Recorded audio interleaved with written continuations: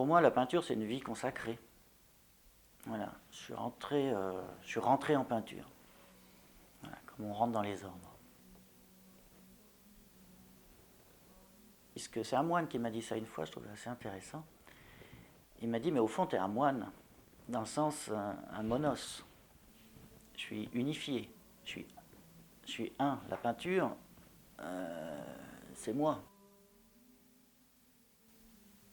Donc déjà, d'emblée, c'est vrai qu'il y a un premier pont qu'on peut faire avec la dimension spirituelle. Cette idée de rechercher une unité.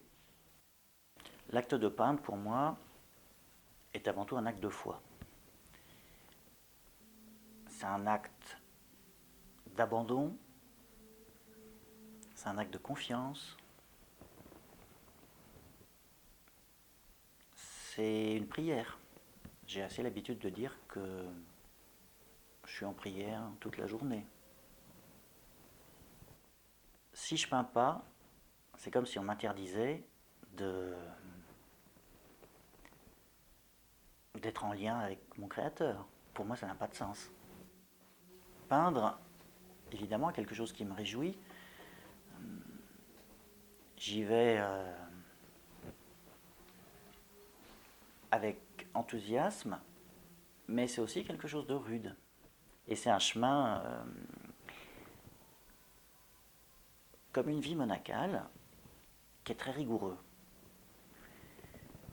qui demande une grande exigence, une grande rigueur de vie, une grande discipline.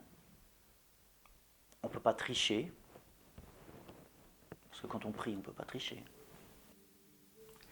Dans la deuxième série, sur laquelle je travaille vraiment aujourd'hui, je travaille sur la nuit. Et là, je pars de Saint Jean de la Croix et son fameux cantique sur la nuit. Donc là, je travaille avec des mélanges de bleus qui me donnent un bleu assez obscur. J'aime bien le titre de l'ouvrage de Saint Jean de la Croix, La nuit obscure. La nuit, c'est pas suffisant, en plus elle est obscure. Et au milieu de ce bleu, j'ai une ligne qui se présente un petit peu finalement comme un chemin. Et cette ligne, elle s'organise un peu comme un labyrinthe. Mais il y a toujours un point d'entrée et un point de sortie. Et au milieu de la nuit,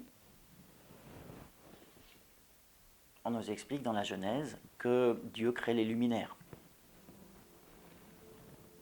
Donc oui, on peut être dans ce labyrinthe nocturne. C'est pas drôle, parce qu'il faut trouver la sortie. Mais il y a les luminaires. Il y a quand même toujours une lumière quelque part à laquelle on peut se raccrocher.